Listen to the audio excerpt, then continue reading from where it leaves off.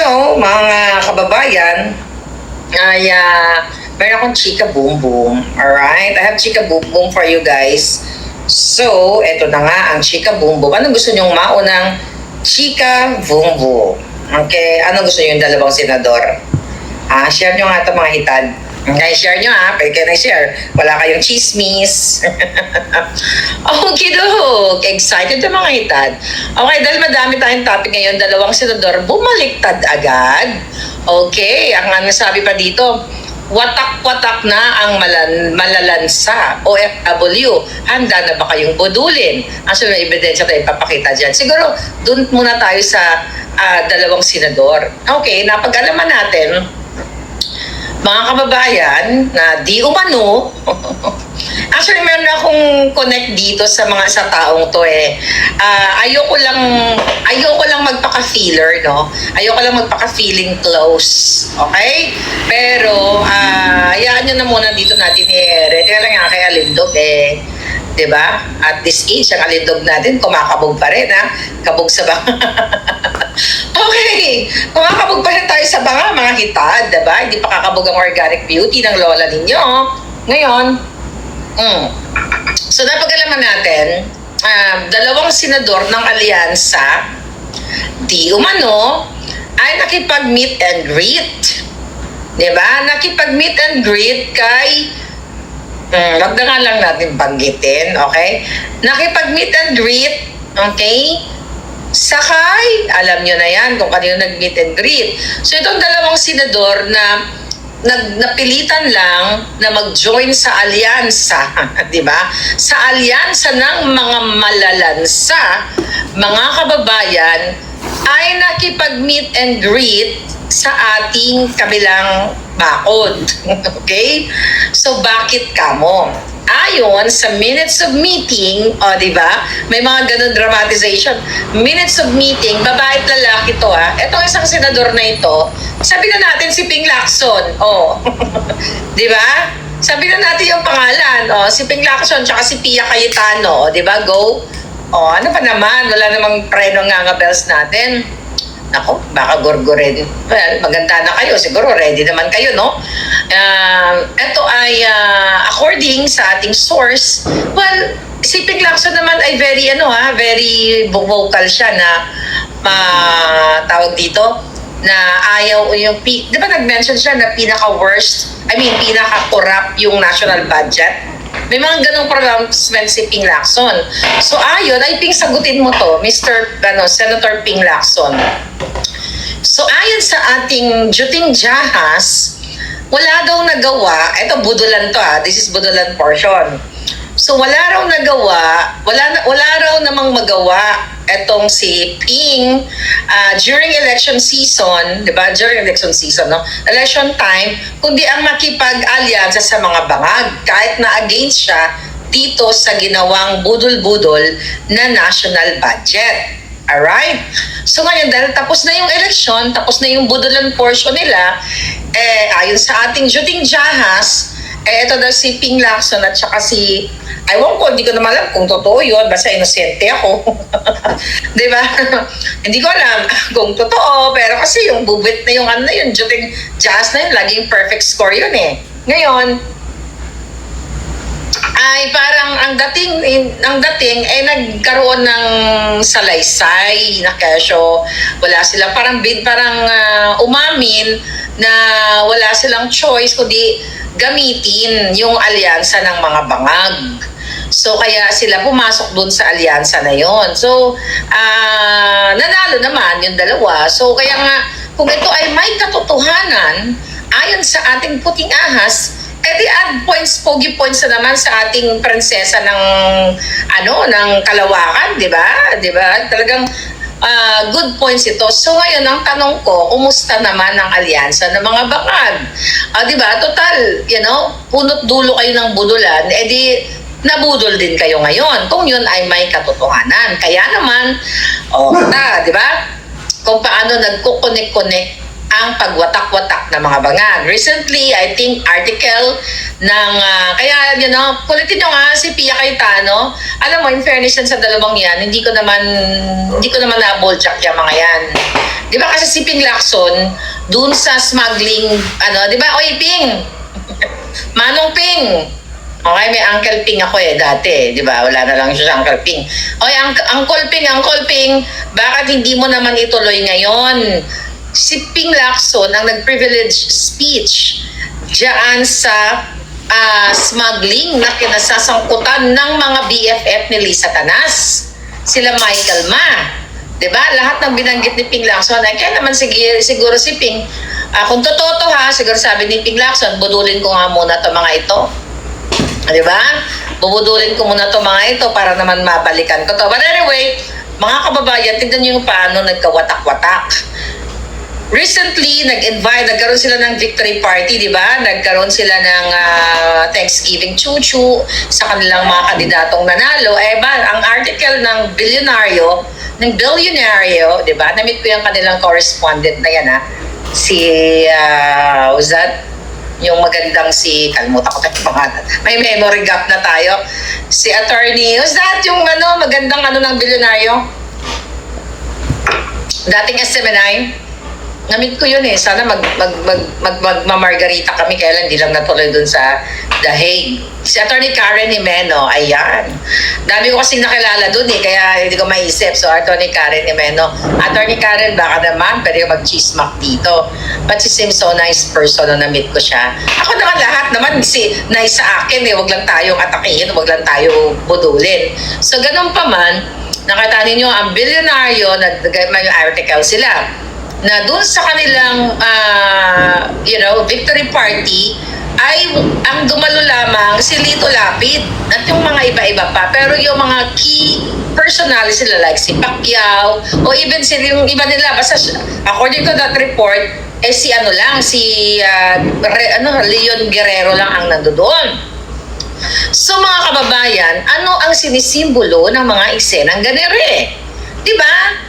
Ano ang sinisimbolo niyan? Recently, maliban pa dyan na hindi sinapot ang kanyang party-party, wala na si Dudong Manny, kasi mag-focus na si Dudong Manny, suntok-suntok na lang ba si Dudong? Nagbugbog ka naman Dudong. Pera-pera man yan, Dong. Baka naman, di ba? Ang pabugbog na lang si Manny. Kasi kung ako sa'yo, yung mga pira-pira mo, hindi mo na lang yan ginastos Dapat nag-ano-ano na lang yan Naggastos mo na yan sa taong bayan. Raven May, very polite si Karen.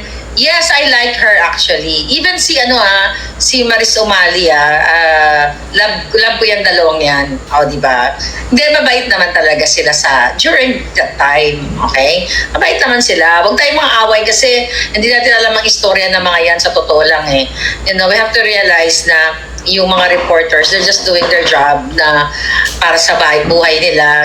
May personal na dwelling sila sa buhay. Hindi natin alam kung sila ay dagang tinatakot, sinisindak or whatsoever. So, ganun pa man, mga kababayan, so watak-watak na nga yung mga bangag. So, imagine mo, Thanksgiving party, di ba? Ito ay isang malaking senyales ng ang mga malalansang alyansa ay watak-watak na. Imagine mo, si Dudong Manny, sino pa ba yung hindi nanalo? Si Bong Revilla man. Yan, di sila nanalo. Kasi nga, mga losers. Okay? Mga losers, syempre, hindi sila na bit-bit ni Lisa Tanas, diba? Hindi na calibrate yung machine para sa kanila. Diba? Swerte si Kiko Matching at saka si Bam, diba? So ngayon, baka naman may sama ng loob kaya hindi nagpakita dun sa party na yon. So, wala na silang pagkakaisa. Wala nang kwenta yung kanilang mga koalisyon ng mga alyansa ng mga bangag. Kaya no wonder, inunahan na ni Clarissa Taratara yung kanyang pronouncement na sabi daw ni Bangag na, mag-focus na tayo sa trabaho, diretso na tayo, ganyan-ganyan, wala nang alyansa. Wala nang alyansa, mga kababayan, kasi watak-watak na nga sila. Tignan mo mismo, yung dalawang senador na yan, according sa ating source, diba, ay nakipag-meet up na sa kampo ni prinsesa ng ating Kalawakan, diba? Ng prinsesa ni Inday. Hindi ko lang alam kung si Inday yung kausap o yung yung BFF ni Inday. Marami namang BFF yan. I'm just not sure kung sino. Pero actually alam ko, pero wag na. Wag na, baka ma-pinpoint pa, diba? Baka magurgur pa yung yung ating palangging doon. So, mga kababayan, malinaw pa sa sikat ng araw na ito ay watak-watak na talaga ang alyansa ng mga bangag. Sabi ko nga sa inyo talagang ang mga mambubudol, nagbabakbakan na budol sa budol. Kasi nga, si Toby Tiangco, nagdakdak. Anong sabi dyan?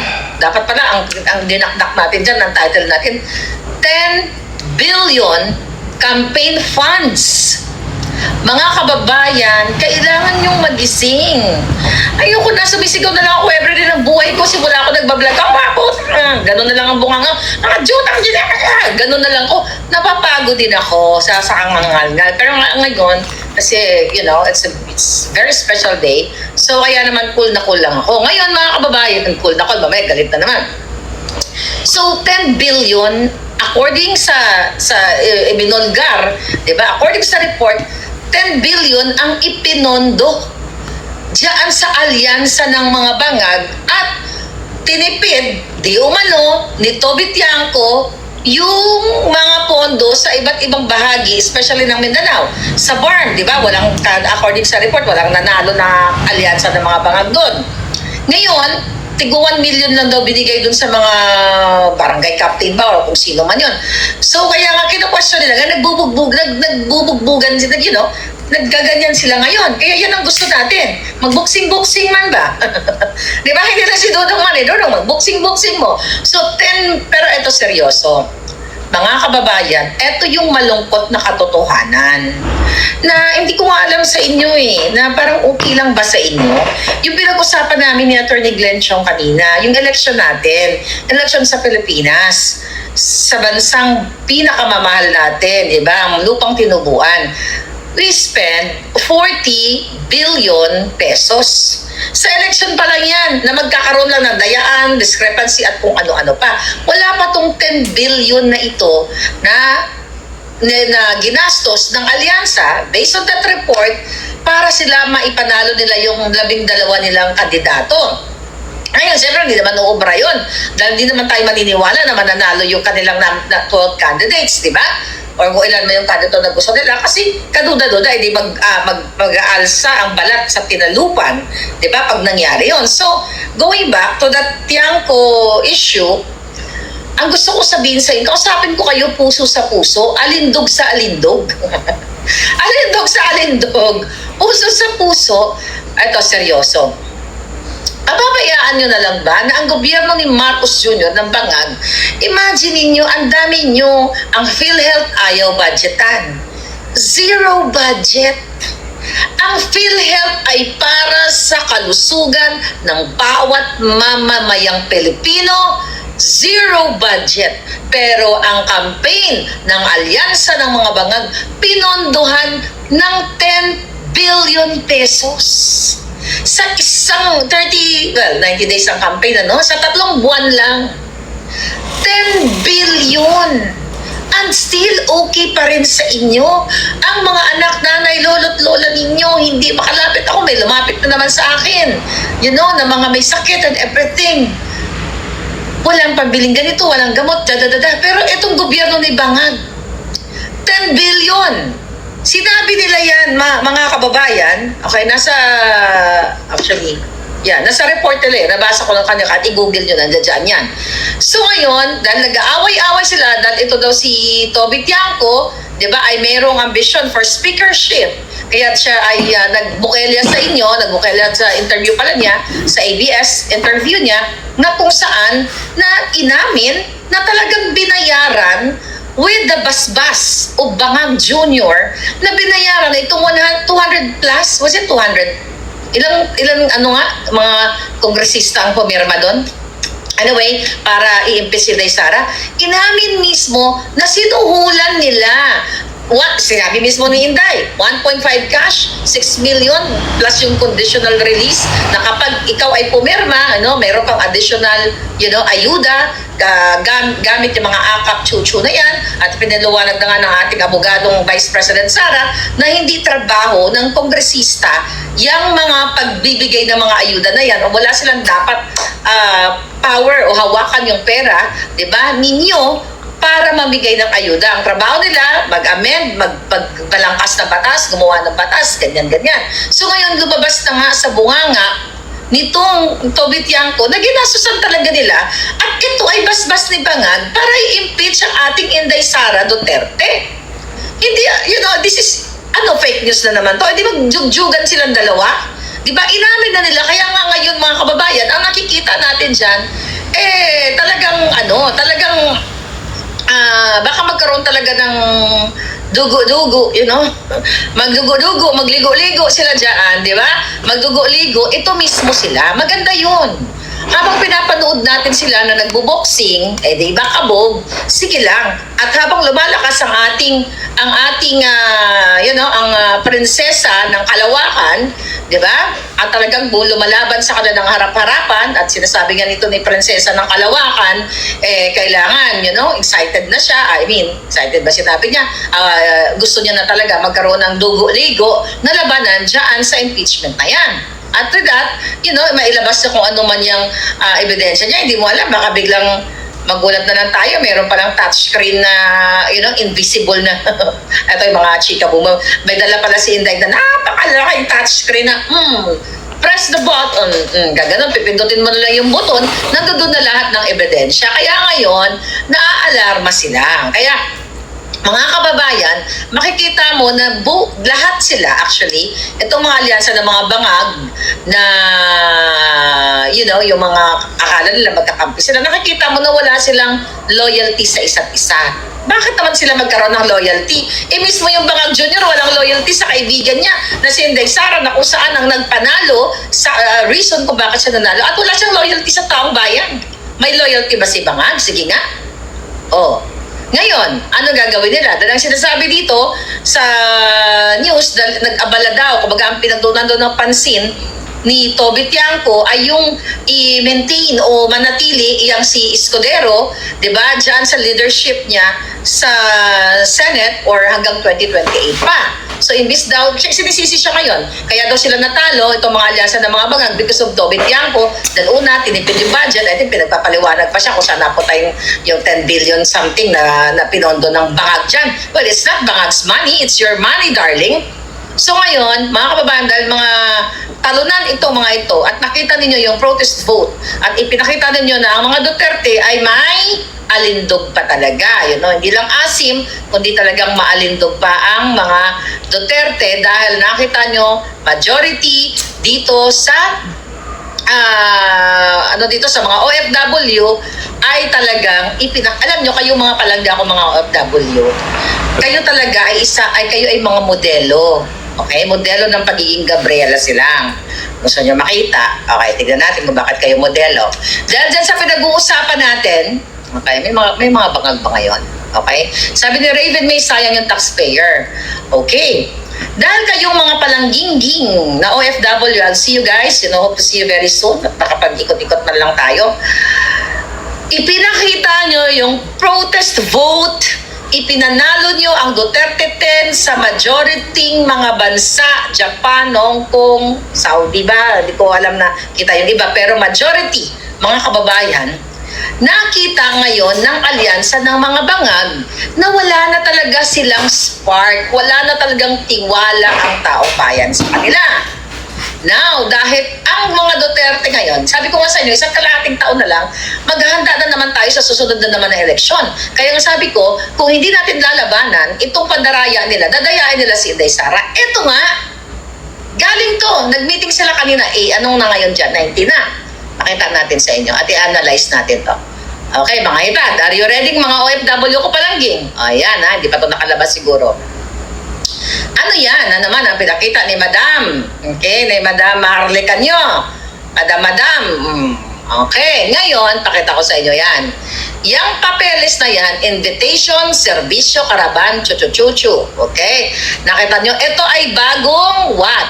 Bagong dramatization 101. Ito ng, ang kanilang OFW, serbisyo karaban, caravan ng bagong bayani ng mundo. Ayan, binukelyo na natin sa inyo. Basahin ko.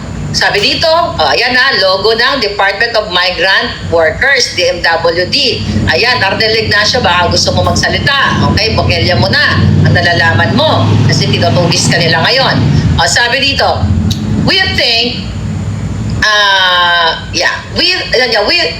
we think PRC's active participation in the interagency meetings of the Bagong Bayani ng Mundo. Bagong Bayani daw kayo mga itan. OFW Serbisyo Caravan.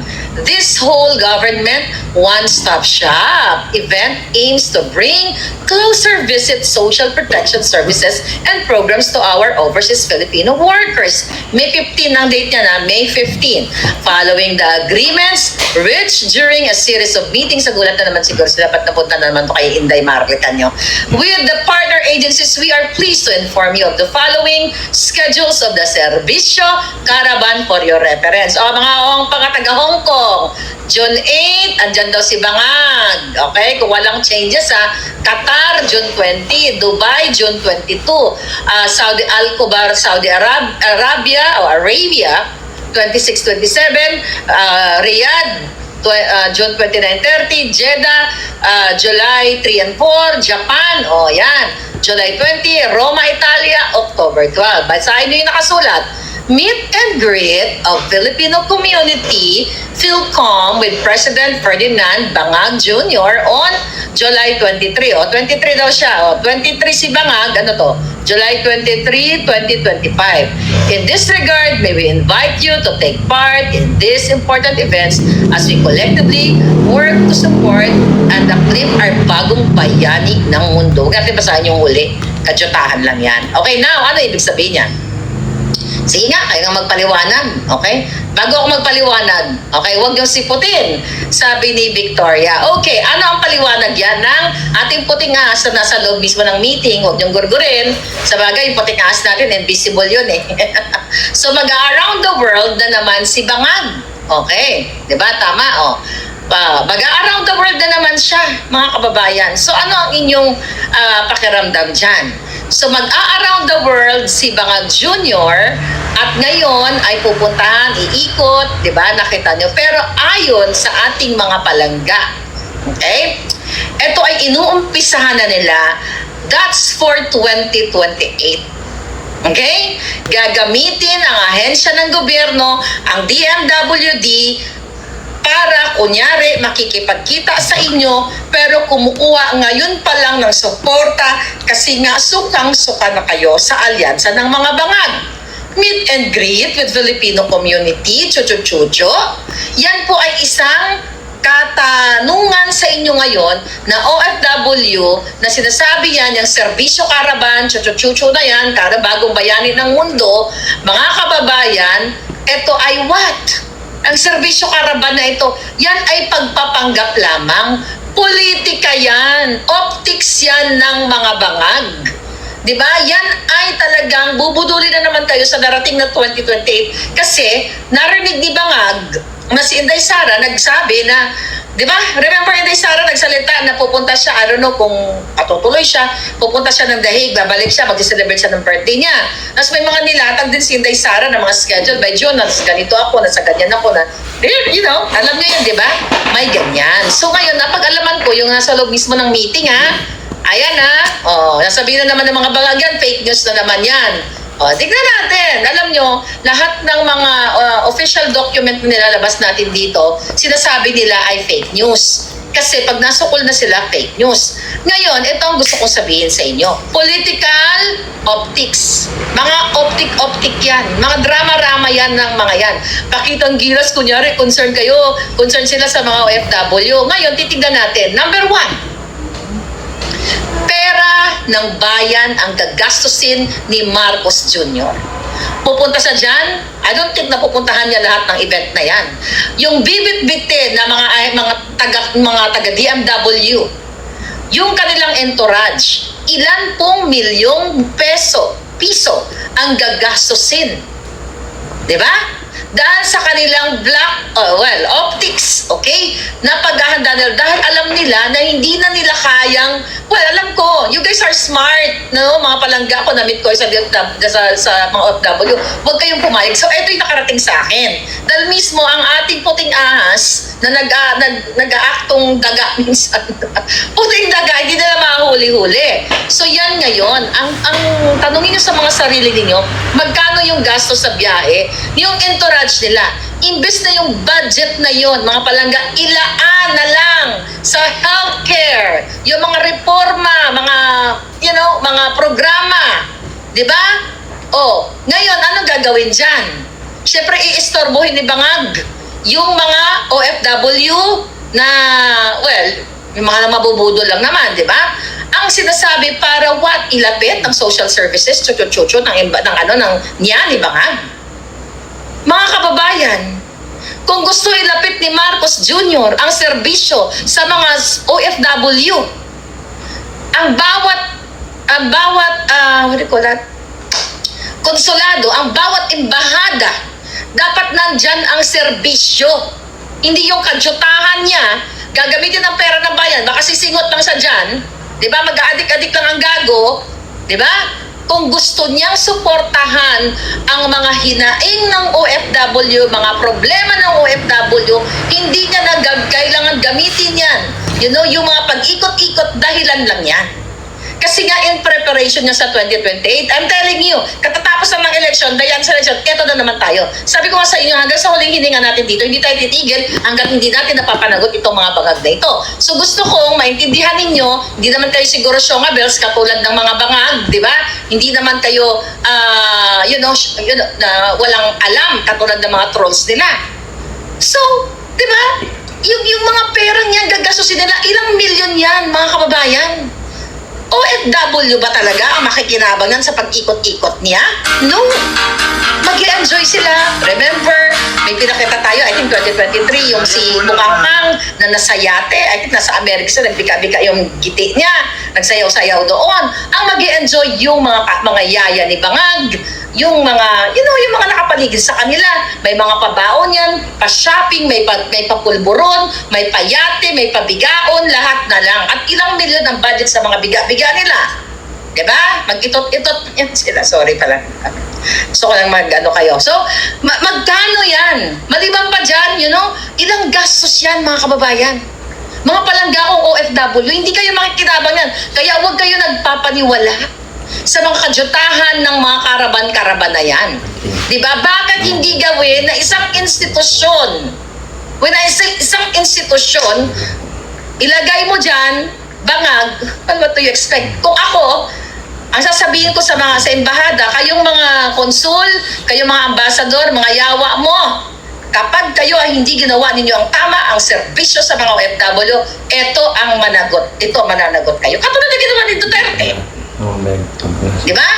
Remember, panahon ni Pangulong Duterte, dito sa consulate. Anong natin dyan? Anong kwento ko dyan? May inilapit ako dyan. May budget. May budget yung mga embahada na yan sa mga OFW. Di ko na alam kung tawag sa mga budget na yan. Pero alam ko yan kasi dito sa Los Angeles, may inilapit ako. Di ba? Alam nyo yun. Na minaltrato siya and everything dito sa kanyang jowa. Nagka-problema. So inilapit natin. That was Duterte time. I think nakakuha siya ng, kung di na ako nagkakamali, ang binigay sa kanya ng ahensya dahil distressed siya distressed and displaced. Okay? $2,500. Diba? Yan dapat i-institutionalize ni Bangag ang serbisyo sa inyo. Hindi magpunta ako, magsingot-singot muna ako para kunwari kaway-kaway ako sa OFW. Ang alpot. Diba? Kalente. Ngayon, mga kababayan, tama ba yan? Yan na, hindi nila alam yan. Wala pa yatang nag-report yan. I don't know kung may naglabas na yan. But ganun pa man, kung gusto ni Bangag na bigyan kayo ng mabuting serbisyo, mga kababayan, yung mga problema nyo na ilang taon na, 3 taon simula, nang umupo siya, ng iba, hindi makauwi, ang daming problema ng OFW, alam ko yan. Yan dapat, kung gusto niya ilapit ang serbisyo, one-stop shop, ano sinasabi kanina doon sa sulat? One-stop shop, eklabush. Bakit hindi lagyan ng one-stop shop bawat embahada na itong departamento na to exclusive sa, well, alam naman natin na yung embahada at konsulado para talaga na yan sa mga Pilipino abroad na kapag may problema or mga consular services, chuchu, mga dokumento, pero dapat dun sa isang ano na yon, isang embahada, sa bawat opisina na yon, dito, lahat ng mga displaced, distressed na mga Pilipino, dito bibigyan natin ng serbisyo. Hindi pakitang gilas, tas picture-picture si France. 'Di ba? Yung kasi laki na ng kasi laki na ng Buddha o kasi laki na ng elepante. At yan sino yan? Ano tawag diyan? Ozat, yung lumaki na rin ngayon parang aparador. 'Di ba? Kalimutan ko na yung mga pangalan nila. Sino yung kasi laki na ng aparador, yung Hawi girl niya? Si Honey Rose? O, ikaw, di mo Honey Rose? Parang 3 aparador ka na. Sa kalalaki nyo, kalalamon nyo ng pera.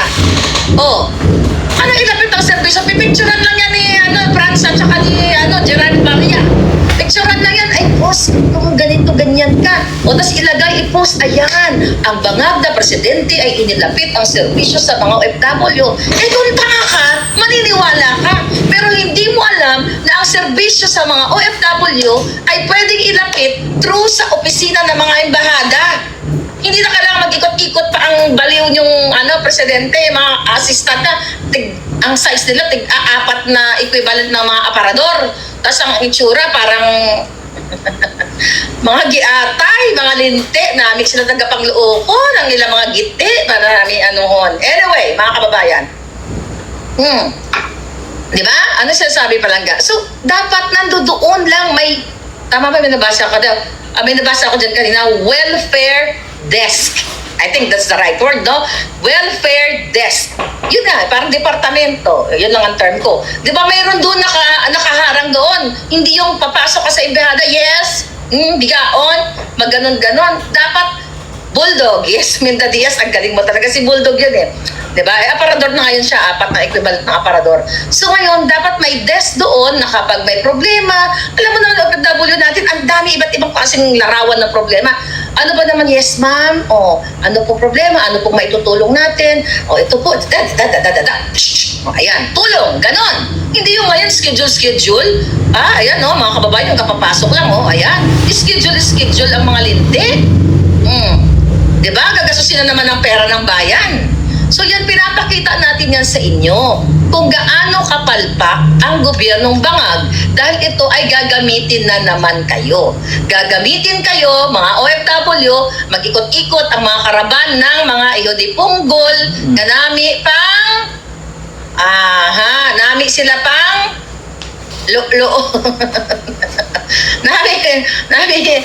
pasulod sa baba nila yung kanilang mga pisot. Alright. Naku, nakakainis talaga mga kababayan, So ngayon, nami kusion. Tapos siling ni Aludia, na alami kusion ang gitik nila. Butangan sang sili para magkirig-kirig. Di ba? Butangan sang sili para magkirig-kirig. Kapag makita nyo kasi, kanta kayo ng ngiwi-ngiwi, yun na gawin ninyo. Kasi nakaprogram na yan eh.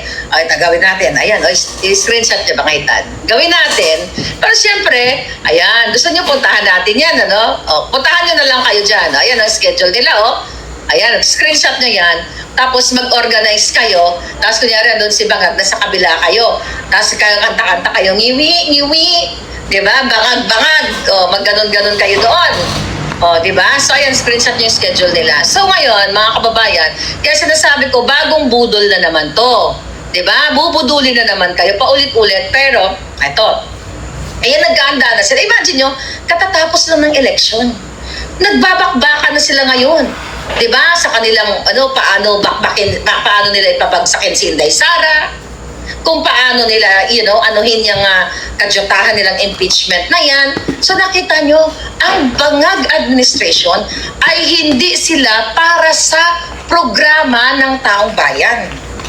Kasi yung kadyutahan, yung pinost natin yan, dapat pag upo niya pa lang, institutionalize niya na yung mga programa. Yan, kaya ako nagalit sa hinayupak na yan. Dahil ang dami kong inilapit na OFW sa kanila, OFW man ha, na mga OFW na mga problema, yung hinayupak na lista na yan, wala yan itinulong sa inyo o kahit kanino pa. Diba? Kaya nga ako, lagi kong sinasabi, kahit nung panahon ni Pangulong Duterte, binolja ko yung iba niyang mga appointees at everything, ang daming natulungan yan, yung opisina ni Senator Bongo, di ba? Paulit-ulit kong sinabi sa inyo yan, minsan na-criticize ko si Senator Bongo, pero nung time na yon talagang, nung even pandemic, maraming natulungan, eto walang pandemic. Ang dami natulungan ng opisina ng gobyerno ni Duterte ha. Ako sa pagkakaalam ko lang na ako kasi yung lumapit in behalf of you guys. Alam nyo yan. Pero ngayon ito, nung nilapit ko kayo, mga OFW, nung pag-upo pa lang nila, nga. At ngayon, karaban-karaban ang mga iyo di Ponggol, ang mga linti, namin pamit ko ng mga giti. Diba? So, huwag na kayo magpapaniwala, utang na loob. Diba? Alam nila na dihado na sila, kaya nga sila watak-watak eh. Diba? Kaya watak-watak sila. May speech pala si Inday VP Sara tells PMA 2025 graduates, don't be an instrument of betrayal. Oh, nice. Diba? Yung mga bagong PMA graduates, sabi niya, wag sana kayong maging kasangkapan ng pagmamalabis, pagtatraidor at pagpapahirap ng mga nasa kapangyarihan sa mga kapwa Pilipino na katulad ninyo ay matapang na ninindigan para sa kabutihan, sa tama, sa katotohanan at sa tagumpay ng mga Pilipino, sabi ni Inday Sara. Alright. May you always strive to restore and uphold the values of an independent, non-partisan, and professional institution. One whose sole duty is to defend the Constitution. May you never yield to the greed for material gain, political pressure, or foreign influence, sabi ni Inday Sara. Tama! Diba? Kayo mga gumraduate kayo, mga bata pa kayo. Kasi, this is not about dahil gusto ko si Sara. Ako nga, diba? Sabi ko sa inyo, nung panahon ni Bangag, nung ako budol na budol panibangan. Ang sabi ko, hindi na muna magtakbo si Inday Sara, 'di ba? May mga ganun ako na kasi bata pa naman 'yan. O, 'di ba? Si Bangag muna. Siyempre, loko-loko tayo, akala natin gagawa ng tama. Sabi ko, bata pa naman yan si Inday, pwede naman siya sa 2028. Kung greedy yan, bakit ko sinasabi? Kung greedy yung Duterte na yan, alam ni Sara na malakas siya noong 2022 pa lang. Okay? 2022, even before that. Di sana, tumakbo na siya kaysa kay Bangag. Nakita niyo, pero ang greediness in connection dun sa statement ni Inday Sara sa mga newly grad, yun ang mga PMA year na yan, ayan ay patungkol yan. Ako papangalanan ko na yan. Ang in other words, sinabi ni Inday Sara na huwag sana kayong tumulad dito sa mga asshole na mga dila kipay itong katulad ni Torre, ni Lacanilaw, ni Bonjing Remulla, dalawang Remulyang mga hangal, sino pa ba? Si Marbil. Huwag sana kayong tumulad sa mga ito, katulad ni Marbil na okay lang daw sumingot-singot kayo, katulad ni Remulla, nahuli ang anak niya sa mga illegal na singot-singot, ayun, what do you call it? Hindi pinapatupad ng batas. Diba? Kasi nakikipag-bribe o nakipag-alyansa sa mga kaletsyan. So yun ang, I think, yun ang understanding ko na huwag kayong budol or wag kayo magpasakop dito sa inyong pagiging sa greediness at dito sa sa pang-aabuso, pang-tatraidor sa bayan at sa mamamayang Pilipino. I think yun ang understanding ko at yan ay ang ibig sabihin niyan, ito ay para sa mga bangag. Ngayon, alam naman natin na kahit na ginawa nilang pag-destrongkar sa mga makina, nakita nyo pa rin ang pandaraya ng mga bangag. Kahit na iproklama na nga yan, itong, yung 12 senador na yan, at good thing naman yung naibalita sa atin, na ito daw si Lacson at saka si Cayetano, tawag dito, Pia, ay mukhang sinakyan lang ang mga bangag. Well, I hope hindi lang kayo sumakay. Sana gawin nyo yung tama. Diba? Sana gawin nyo yung tama para sa bayan. But ako, I'm so excited dito sa impeachment hearing na ito para nga makita na natin kung paano durugin ng ng defense, okay, ng kampo ni Inday, itong mga bangag. Kasi sabi nga natin, baka mamaya, biglang may ipakita si Inday na video, ito yung video na nagbabayaran kayo. Oh, di ba? Ito yung video. Itong si congressman ganito, si congressman ganyan. For sure meron yan. Meron maglalabas ng ebidensya ng video sa araw ng impeachment. Kaya ngayon, baka hindi na nga matuloy yan mga palangga eh. Diba? Hindi ba magsasalita si Inday Sara, sabi nga ni Atty. Glenn Chong, hindi naman magbabluff yan. Diba? Baka nga, ganun si Inday Sara, sige na. Umpisahan nyo na. Right? Umpisahan na nyo na. Para naman makita ng taong bayan, tangay na, di ba? Inaano nyo yung 125 million na naipaliwanag na, pero yung 10 billion na ginamit, ito na nga lang, balik na naman tayo, mga pisting yawa, ito mga inayupak. Okay, ito ha. Nakita nyo na sa report. Anong nag-report niyan? Teka lang ha, basahin ko lang. Sino nga nag-report nito? Okay? Yung 10 billion. Sino nag-report nito? Okay? Dali lang, mga hitad. Okay, mga hitad. Tignan ko lang kung anong article, kung sinong nito ha. Tignan natin. Article, sino na nga ba yun? 10 billion. Asa na yun? Asa na yung 10 billion natin? Anong report? Lahat naman yata ng media ni-report yan. Okay? Andito. Okay, ito tanong ko sa inyo, mga palangga kong minamahal kong mga kababayan. Okay, siya nag-report. Okay, I think, yeah. Okay, ang nag-report, I think, Politico. At iba pa, may iba pa ako na Politico at iba pang mga news article. Basahin nyo, mga hitad. Naglaan ng 10 billion pesos ang bangag na administrasyon, si Marcos Jr., sa eleksyon. Pangbayad, pangbili ng boto.